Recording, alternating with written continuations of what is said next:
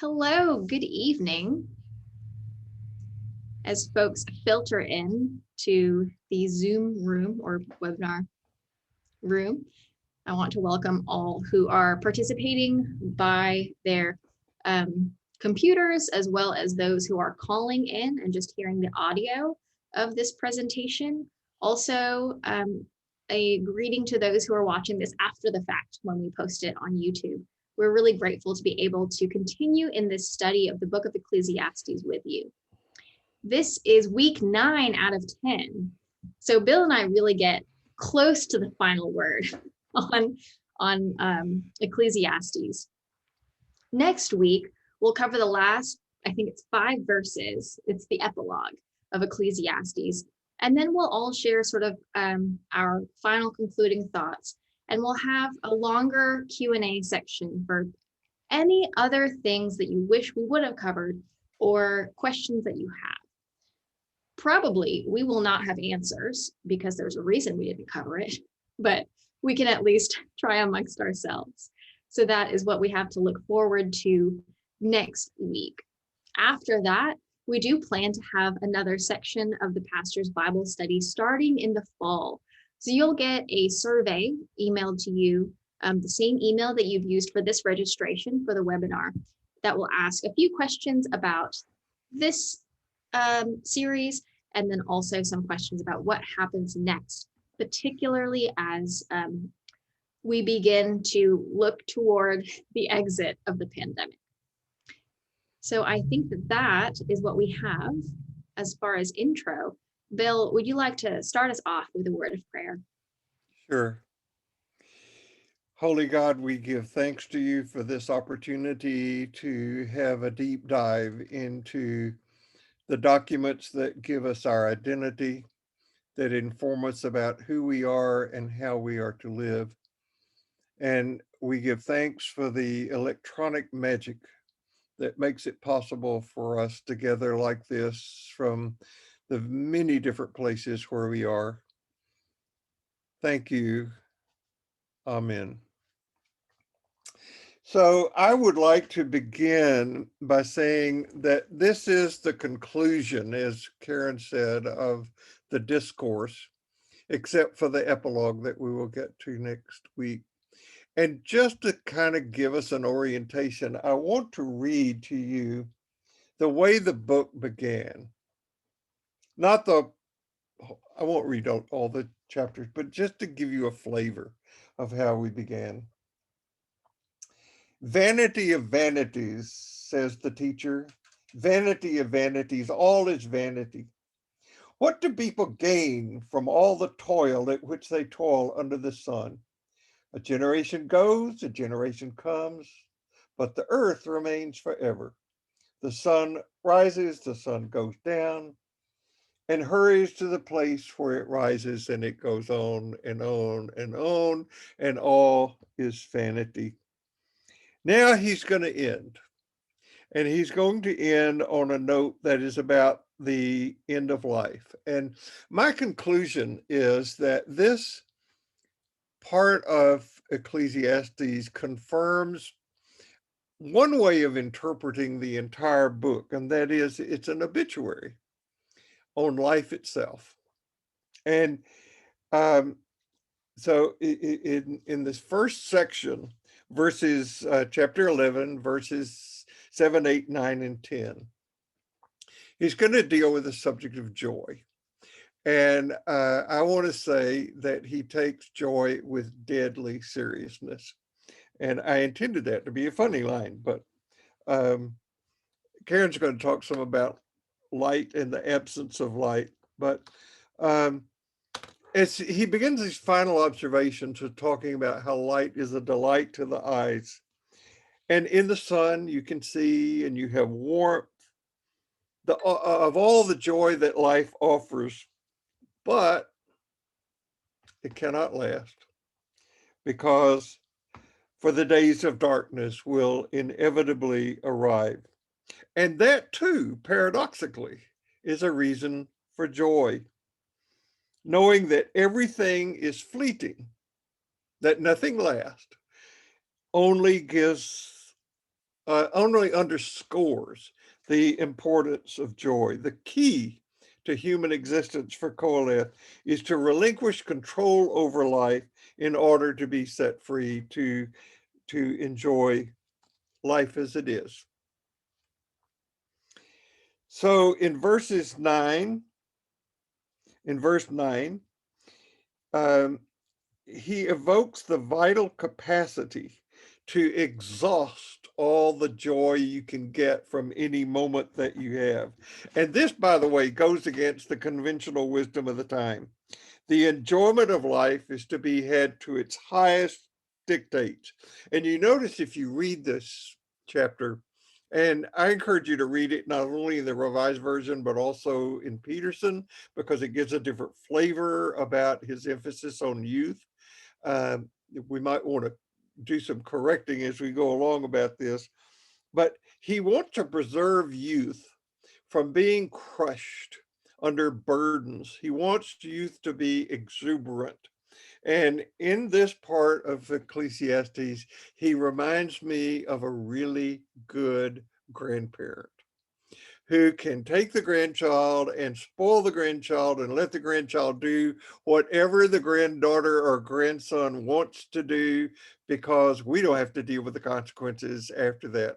I have a dear friend whose daughter had twin children, and when they were old enough for her to stay overnight so the mom and dad could go out of town, the morning that they got up the next day, she gave them ice cream and cake for breakfast because she wanted them to remember her as the grandparent who did these very indulgent things.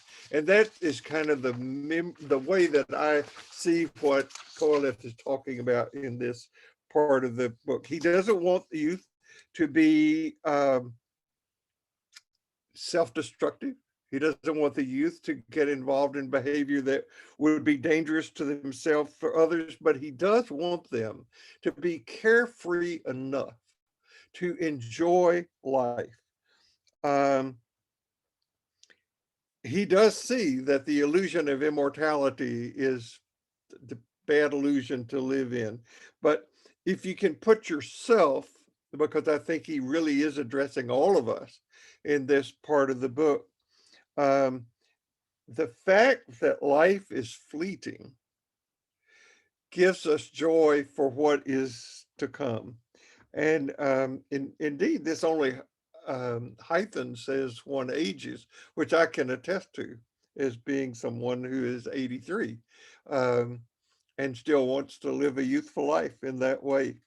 So you don't want to be caught up in duty-bound stuff that keeps you from enjoying life, but to create the vitality that is essential for carrying one forward into life. So you got to have full joy, to age gracefully, and to accept without resentment all that life has to offer. And life offers hard things, difficult things, disappointing things, and as Koheleth reminds us over and over and over again, eventually death. So I want to go a little bit deeper into something that Bill brought up with this importance to remember that there is joy, that you need to enjoy in the present, remember all of the things that life will bring. Kohelet here talks about really a balance of memory. So the remembrance of events should help one to live in the present, as Bill was saying. And I think that this applies to both the remembrance of the past and remembrance of the future. So remembering that death will come is a remembrance of the future. In the text, the Hebrew word that's used is yitzkor. So in verse 8 of this first chapter that we have, chapter 11, Kohelet says to remember the gloomy days. But earlier in the book, Kohelet says that one should not yitzkor or call to mind too much, because inevitably, if you recall all the days of your life, you will be recalling days of gloom. So recalling or remembering is capable of two different effects for Kohelet. it can prompt you to enjoy today, to live in the present while you're able to do so. But if it's overdone, if you haven't let go, as Bill has said, it can cause you to fixate on that and not allow you to enjoy the present. And this is present in other texts in the Hebrew Bible, this sort of way to work with remembering. In the second part of Isaiah, Deutero-Isaiah, it uses the verb remember in two ways, both in referencing past events.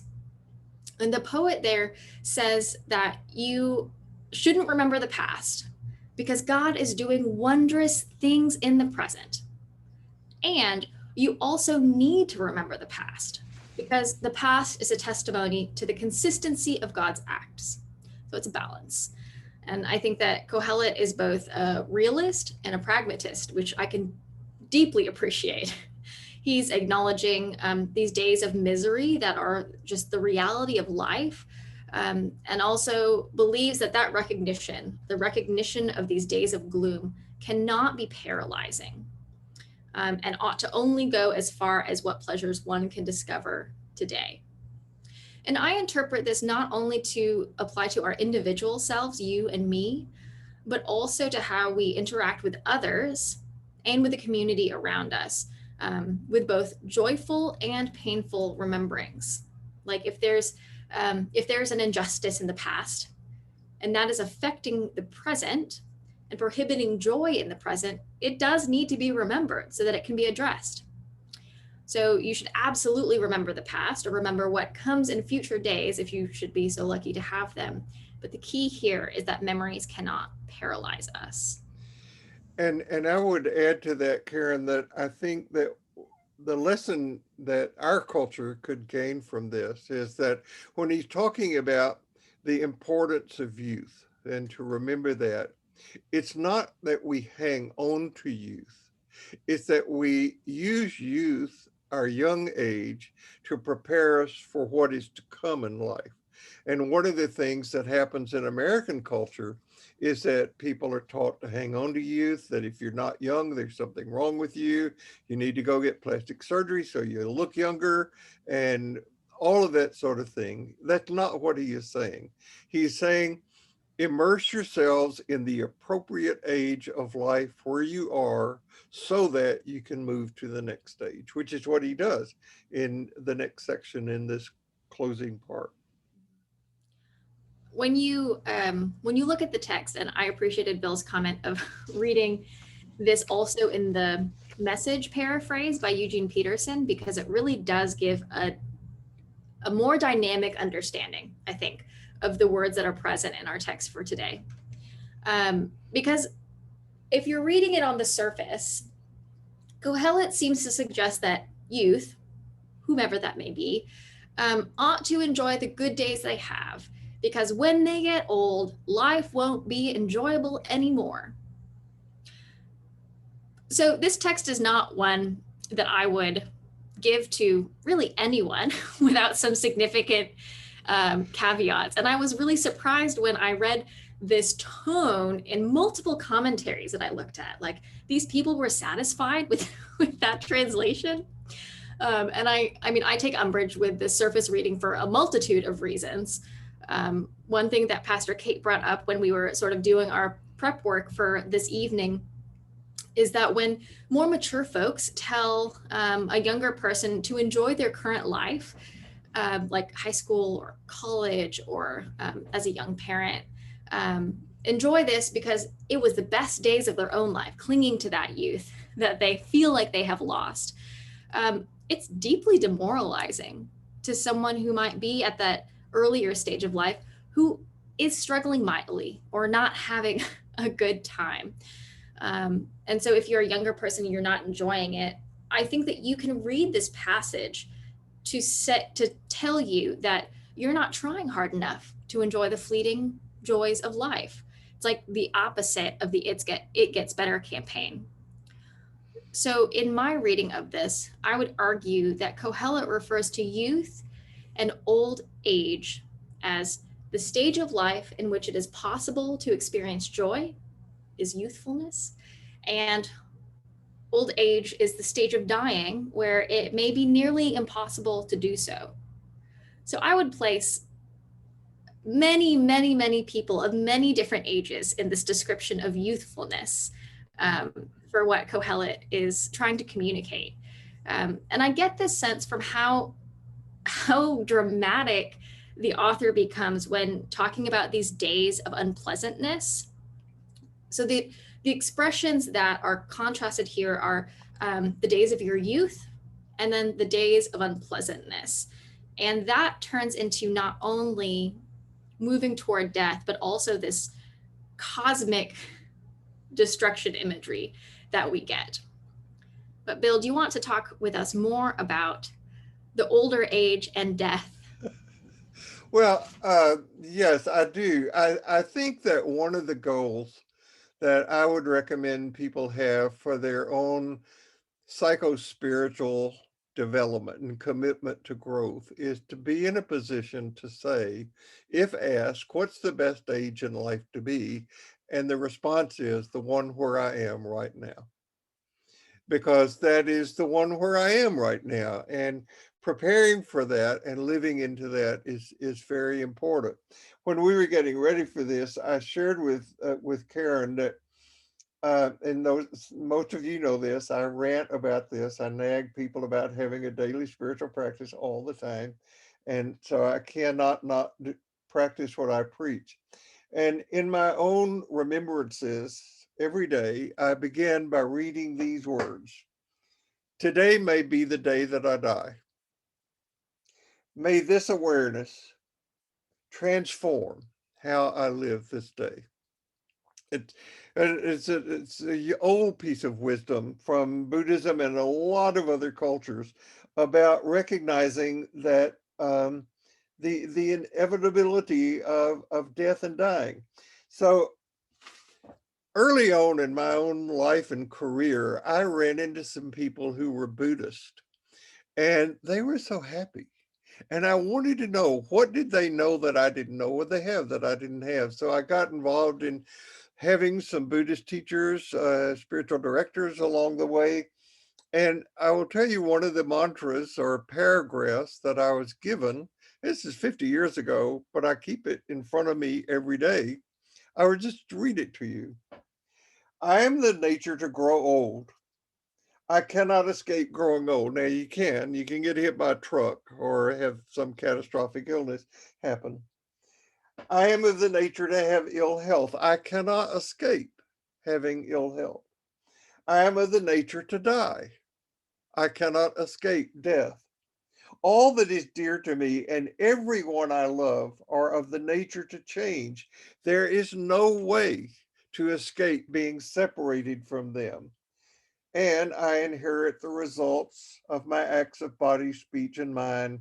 My actions are my continuation. That's Ecclesiastes in a nutshell. And the people who embrace this and live with it are really people of joy, which is what he is about to talk about in this next section.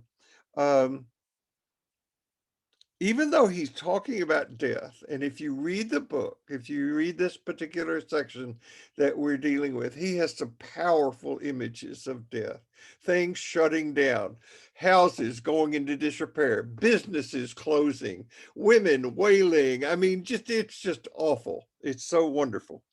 Uh, he's not saying this in a way to get us to be depressed. He's saying that living in this context is a way to gain the wisdom that essentially he started the book out searching for. Where do you live to gain the most wisdom? And that is in the house of mourning and not in the house of joy. And I think that I would just say a little bit about, since I said this is a section where he's talking about an obituary about life. There's so much to be learned in the house of mourning, in the house of dying. Um, when and I cannot remember the name of the person who brought the hospice movement from England to the United States. And I got some training in hospice care. Um, the people who had a lot of experience in dealing with dying people, and where there was an open awareness about the person is dying and the family knows it. In many hospital situations, there's closed awareness. People don't want to talk about death. They want to deal with death, but what we now know, it's best to do that, makes transition much easier. Um, the hospice people say there are four things that somebody who is in the process of actively dying needs to hear and have an opportunity to say to their loved ones. And those four things are, I love you, thank you, please forgive me, I forgive you. And to have a conversation around those four things. And I can remember coming back from my initial training in this and saying to the man that I was seeing as spiritual director at the time, sharing this with him about what great insight that was. And he said, why wait? Why wait until death to say those things to the people in our lives that we love and who love us? That's being informed by the reality of death, bringing it into the present moment to say, I don't know when I will be separated from you or you from me, but I love you. Thank you. I forgive you. Please forgive me. They're really powerful things to have passed between people, particularly in a community of love and a community of faith. So if you wanted to do yourself a favor, I would recommend that you buy a book by Kathleen Singh called The Grace in Dying. If you are in the process of actively dying, don't read this book. But if you are going to die, which you are, then read this book. It will be one of the most powerful experiences you can have. There are several books in this category that I could recommend, but this is certainly the best that I know about the grace that is in accepting death and accepting the fact that we die. It's a wonderful book. You will thank me for getting it. I can go on, Karen. Do you want to talk with us about aging, going from aging to saging? Well, I thought of that when we were doing our homework on this and doing study earlier in the week.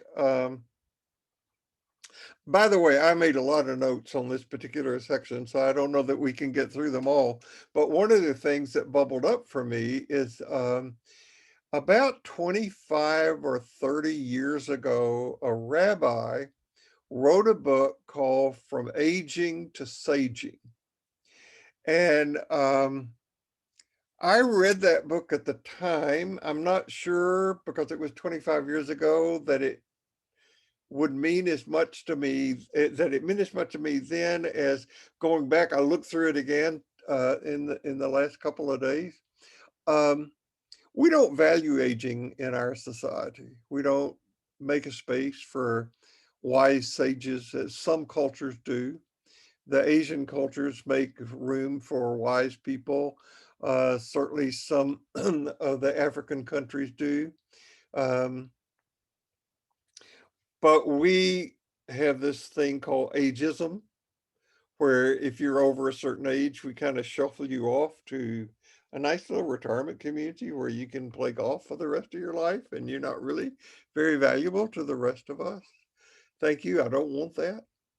Um, so there are things that people can do to move from aging or in the process of aging to being a wise elder, which actually our culture needs wise elders.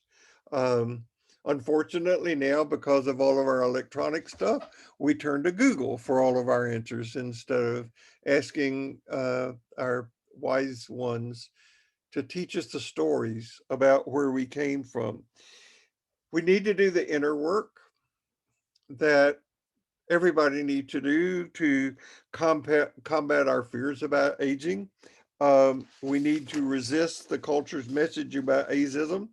Um, do life reviews, harvest your wisdom, and be able to share it with people. Know that there are transitions that occur in life and be able to navigate those with grace and go from one to the other and see that moving from one stage of life to another is just like graduating from high school. It's a thing to celebrate. It's a thing to move on and to commence the living of your life in that stage. Then you get to another one and you move on and you move on. And to be willing to face mortality and to look it straight in the face every day. This may be the day, and let that transform how I live. And what that leads me to say as a person of faith and seeking to relate to the God of Jesus, we live in this wonderful sphere of mystery, and we're held safely in this sphere of mystery. And to find our unique path in that, I think, is the greatest gift that we can offer to the people around us, so that they don't need to be concerned about what's happening to us, and we can share our wisdom and our transition until we're not here anymore. That Bill, dynamic. can I jump in real quick? We had a question. What was the name of that book that you recommended? Could you repeat the name of that book? The name of the book that I recommend is a book by a woman named Kathleen Singh, Singh, I believe is how she spells it. And it's called The Grace in Dying. And I will tell you that in the book, she begins the book by saying that she fears that she is too religious for non-religious people and not religious enough for religious people. So you'll find your way through this book, but it's wonderful. It's a wonderful book. I wanted to have her come to St. Paul's and speak, and we had her scheduled to do that. And about 2 months before she was to be here, she called me up and said that she'd just gotten a catastrophic diagnosis and she wouldn't be alive in 3 months. So she, on her daughters posted on her website, our mother died the way she taught. So get the book and read it. I have not read it yet, but I'm looking forward to. One of the things that I so much appreciate from my own life experience is the appreciation for the saging that Bill was talking about, instead of sort of the disregard of the aging. I grew up in a 3-generation household. So my grandmother lived with me lived with us forever, until I moved out. She was always a fixture in the home, and would help take care of us. There were also many cousins and aunts and uncles just sort of spilling out of every place. It was sort of a traditional immigrant home, with a lot of different families establishing themselves. And we would gather around the kitchen table, usually on Sundays, when my family would get back from church, and they would just tell stories. They would tell stories of where they came from, stories about life in the Philippines. My mom's side of the family is Filipino. And these are stories that they told them a lot of times, like the same story, a lot of different times. But I now have them committed to memory, and I could tell all of their stories, even though some of them are not able to tell those stories themselves. And there are so many aspects of like my grandmother's life that I cannot actually find on Google. I'm a very good querier. I grew up in this generation where I can use search engines really effectively. It was something we learned in elementary school. And there are so many things, so many pieces of wisdom that I will never be able to find on Google that are contained in these lived stories of the sages around us. So I have deep appreciation for that process. Occasionally in the work that I do, and I work mostly with men, although I'm open to seeing anybody for direction. But the men that I work with, if they're above the age of 65, And interestingly enough, most people now that I see are in the older group of people who are recognizing that they still have life issues to deal with, and they're willing enthusiastically to do that, to take on that work. And it is work to do that. I recommend that they find a place to mentor someone. We offer a program through St. Paul's where men can mentor at McGregor School, but you don't have to be limited to that. You can mentor through Big Brothers. You can mentor through the Harris County prison system. There are many ways that you can find of being a mentor to some young male who really, really needs a model of an intact male to identify with and to spend time with, just to talk to. It's an invaluable thing. And I guarantee you that the person who does the mentoring benefits more than the person who's the mentee. It's always the case. The teacher learns more than the student in that regard. Do you have any other things to offer on aging and death before I move to the end times? I think being involved in lifelong learning is an important thing to do. Of course, because I harp on it all the time. I think having a spiritual practice that involves gaining information and enlarging your heart, bringing enlarged being into the world, and then doing something in the world that makes a difference to advance the community of empowerment, which Jesus called the kingdom of God. Uh, that's what gives meaning to life and gives us something when we look back on saying, wow, I'm glad I did that. And I'm glad I had that experience. I'm glad I love those people or was loved by those people. And that's what makes life, that's what makes the ride meaningful. So these are the kinds of stories that really bubble up for us when we read this chapter or these sections of these two chapters, as well as just the entire book of Kohelet. And I think it helps me appreciate my own individual life happenings and day-to-day things, but also his focus on the cosmic is really helpful for me. At the very beginning of the book, as Bill read, he talks about the sun rising and setting and rising and setting and being consistent and constant. At the end here, he talks about essentially the end of the world. So for those of you who were participating in last semester's Pastor's Bible Study and Revelation, this will be a little bit of a throwback for you to the end times. But here, just right at the end of the conclusion, well, it's a bulk of the conclusion, but the author seems to change direction from this individualistic old age and death conversation and go toward this more cosmic end of life itself conversation. So the language of the darkening sun and all of the other luminaries, the different things around us that produce light, the darkening of these brings this rhetoric of eschatology in the description of the demise in the world. So again, with the opening of the passage, one finds the sun doing its routine thing, only to rise again the next day. And there are 34 references to the sun here in which it is doing its thing. And this last reference, the 35th reference, is when it is no longer there. All lights have dimmed. So Kohelet begins this with this affirmation of existence to give us appreciation for the present and acknowledging this joy that's present and that can be sought after and leaned toward. Kohelet says, light is pleasant and it is a delight to see the sun. And light and sun are pretty clearly metaphors for life in the ancient Near East. We see this all throughout the Bible.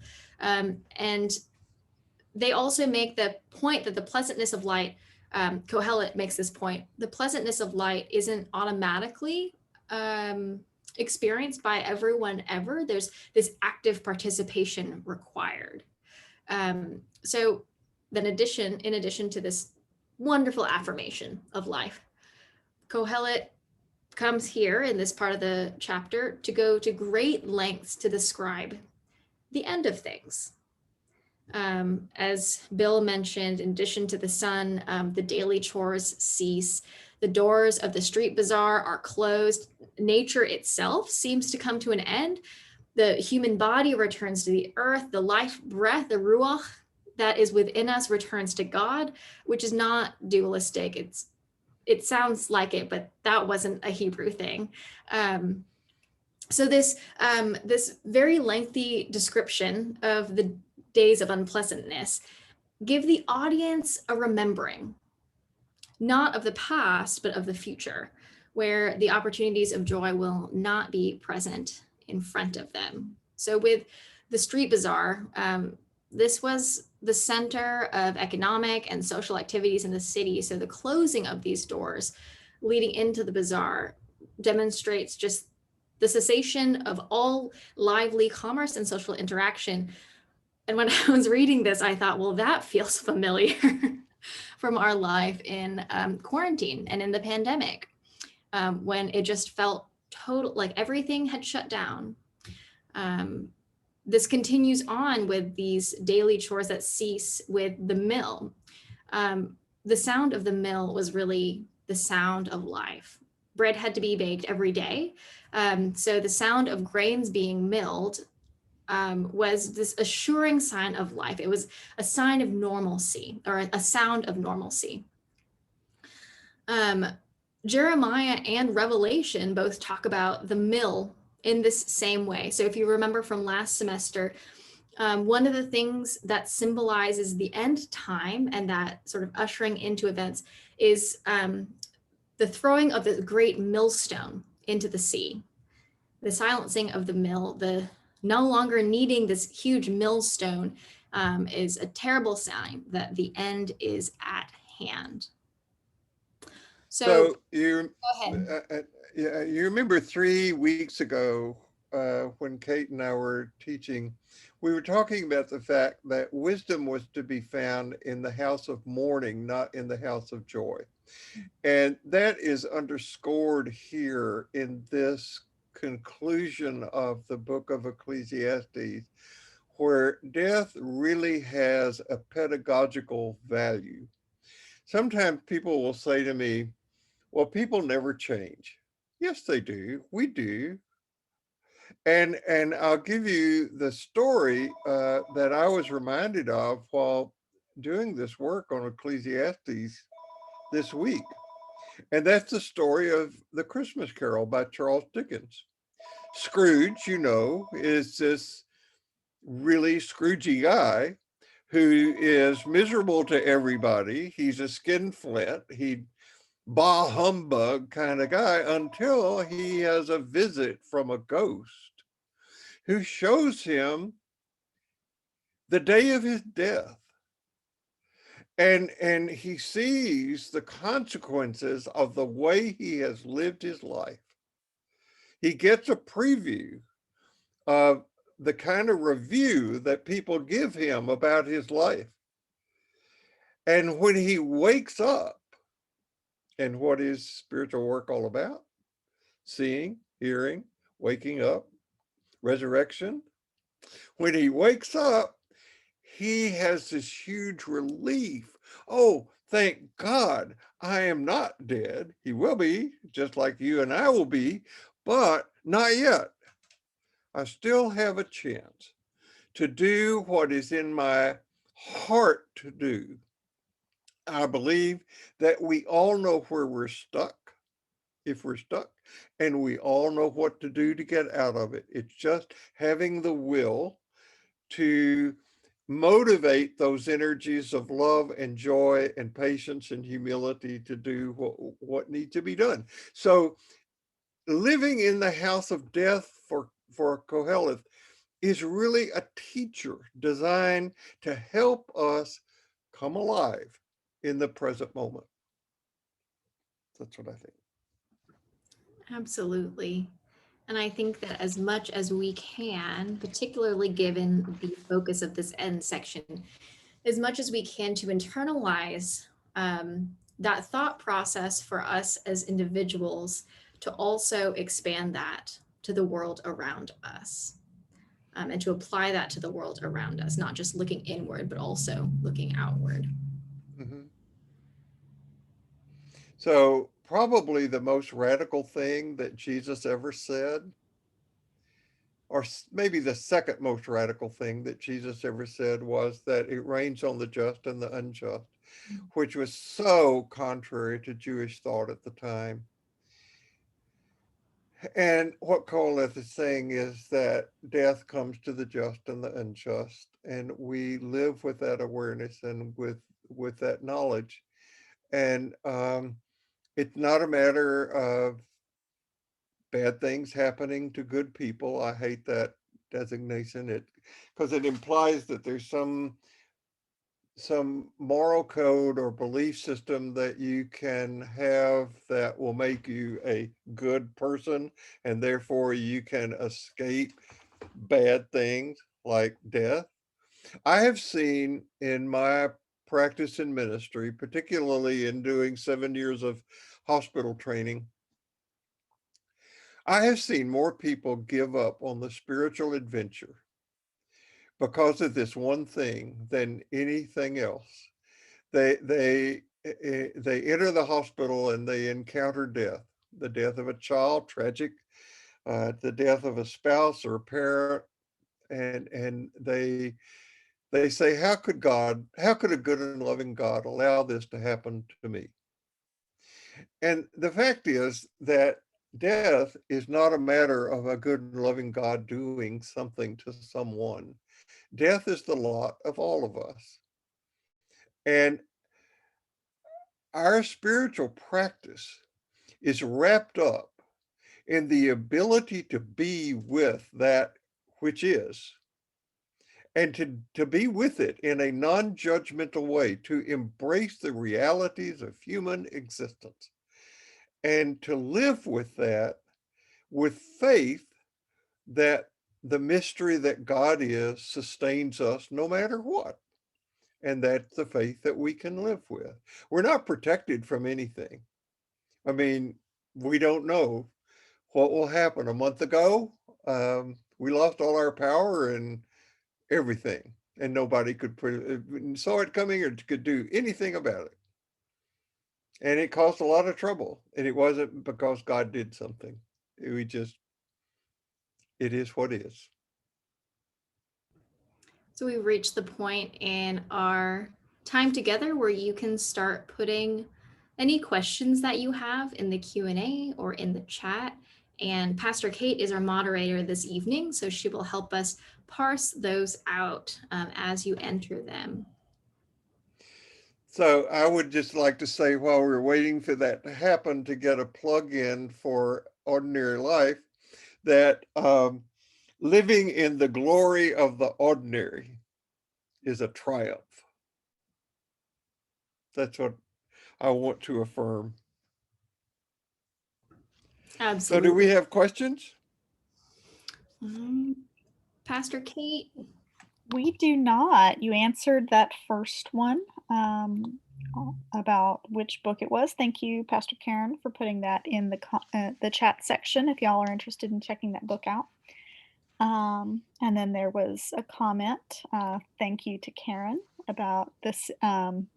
Your discussion about the sage's wisdom was well said, and I believe that's also in the chat. So that's what we have right now. All right. So I was mentioning before we started tonight that there is a doctor of medicine at Boston University, Harvard, I think, Harvard Medical School. His name is Atul Gawande. He has also written a book called On Being Mortal, which I would recommend that book too. It's not a downer. None of these books are downers, actually. It's just prudent to think about how we want to enter the last years of our life if we have some options about how to do that. And it's a wise thing to be able to do. And we have a second on that from I the see virtuals. that. Yeah. Yes. Okay. Thank you, And a Randy and question here Jeanette. for you. How about the threat to the world as we know it through climate change? Where does that fit in what we've discussed? We talked about this balance of remembering the past and remembering what will happen in the future. And I think that we can look at things like the changing climate of the world through that lens of remembering and looking at where joy is and where pain is. So I don't know that Ecclesiastes would have very much to say to address that specifically, except that the end will come by whatever means and by whatever process. Well, it's clear in reminding us for that of the world. But other than that, Kohelet talks a lot about balance and about balancing our actions. And I think that that is a word to the conversation of climate change. But Bill, what do you think? Well, I think when he's talking about youth in the book, in the section that we've been dealing with tonight, he's talking about living that period of life with wisdom too, and not being reckless, and not doing things that contribute to our end, and having some enlightened self-interest at play. I have been studying this week on the phrase in the Lord's Prayer, "Give us this day our daily bread," which is a really fascinating phrase. It has to do with patience, it has to do with justice, it has to do with living in the present moment, with all those things. And we live in a time where we have an economic system that increases food insecurity in our country and in our world. And the fact is that that is not in our enlightened self-interest. That if we're all interested in having a system that is sustainable, we need to work towards sustainability for all people, or we're just shooting ourselves in the foot. And that's something that the book of Ecclesiastes would be absolutely against, because even though you cannot avoid the end, you don't contribute to its coming. You live with the wisdom that you have in the present moment, in view of the fact that the end is inevitable, but you don't need to hasten it. You don't need to contribute to your own end. You don't need to be engaged in the foolishness of youth. You don't need to do street takeovers and all that sort of thing. You need to live with some sense of wisdom in every age of life. And what I would say about climate change is what I would say about food insecurity, what I'd say about paying our public school teachers as much as we pay doctors. It's all in our best interest to have a system that works for everybody. And if we're doing things that contribute to climate change, that's not contributing to everybody's well-being. So Thank you. Bill, can you give us that last book you mentioned? Is it On Being Mortal? Is that Atul Gawande? that is the author's name is Atul, Atul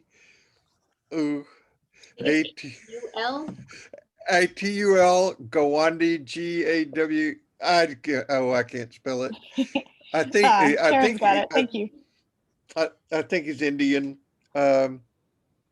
But it's a wonderful book. It's a wonderful book about things you need to do right now not to contribute to your demise. I recommend it. It's shorter than the Grace in Dying. Grace in Dying is a pretty thick book, but you'll love both of them. All right. So and that's called On Being Mortal. On Being Mortal. Yeah. Thank you. Gawande appears periodically on various newscasts. He's appeared during the time of COVID talking about various things you can do to take care of yourself. And I have a friend who is a doctor who actually studied with him and says he's really a wonderful guy to, and you get the sense from the book because he's writing for his father. So it's a good book in that sense. Anything else for us, Pastor Kate? No, you've got all of our questions. I We'll think remind that everybody, be thinking about your summary questions for us last week. Bonus points if you can stump the pastors. And no, don't do that. Well, you can if you want. just the fact So have that those questions ready and be thinking about our next study, what you want to learn more about. does the fact that we have finished this at 10 minutes to 7 mean that we have thoroughly exhausted everything there is to know and say about the book of Ecclesiastes? Oh, I don't know. I took out so many of our notes because we had so much content that now I am not recalling many of the Okay. details. There's a lot of text work that, is great, but we didn't need to cover for this section.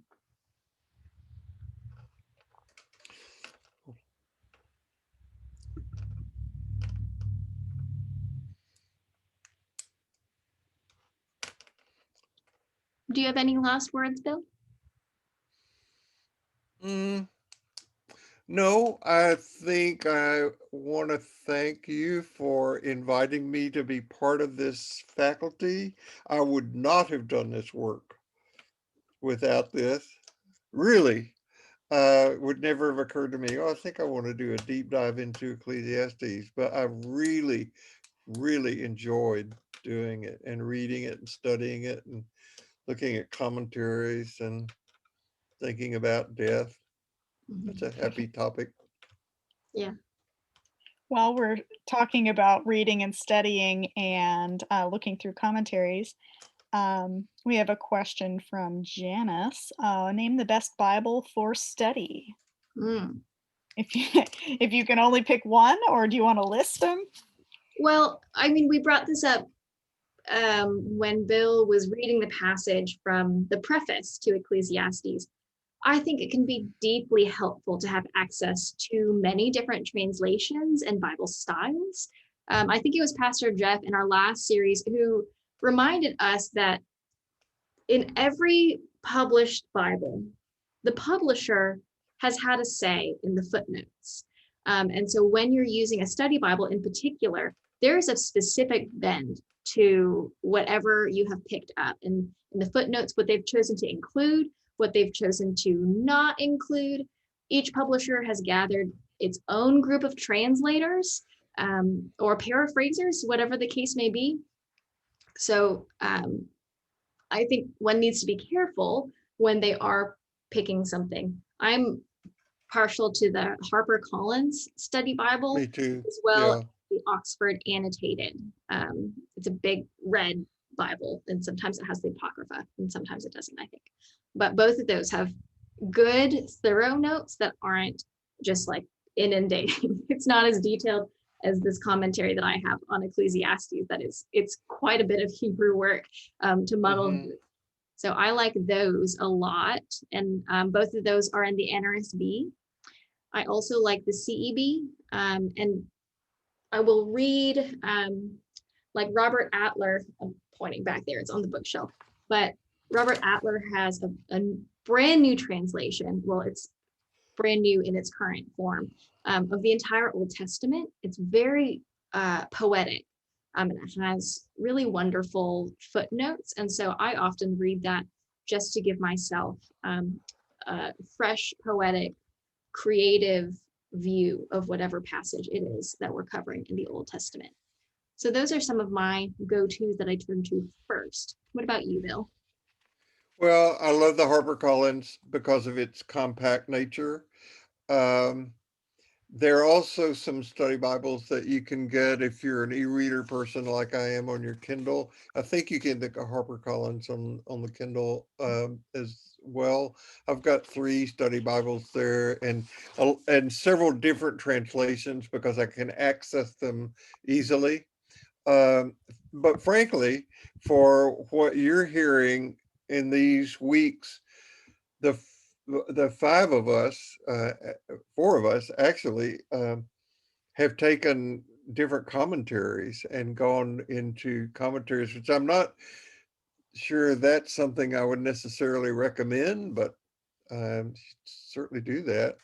Commentaries, I think also we are trying to keep in mind the importance of being much more inclusive in doing biblical studies, to not just let it be some white male that's doing the interpretation, but studies from uh, women, studies from other countries, studies from other cultures.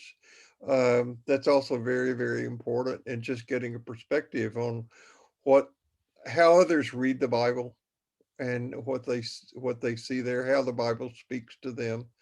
That's important, I think, as well. Absolutely. Anything else, Pastor Kate, before we close in a word of prayer? That is all we've got. Thank you. All right. Well, we have enjoyed our time with you this evening. As a reminder, next week we'll have a brief amount of study covering the epilogue of the book Ecclesiastes that follows the conclusion. It's like 4 or 5 verses, I think. And then we will have some overarching concluding words. So you can bring whatever questions you have for just the general book, Ecclesiastes, or any of the topics that we've covered. This book has really allowed us to jump off in themes in a really fun way for us. So any of the topics, if you have any questions or anything you're really mad about that we said or take umbrage with, please do share and bring it. We learned so much from being able to interact with other folks that we're studying with.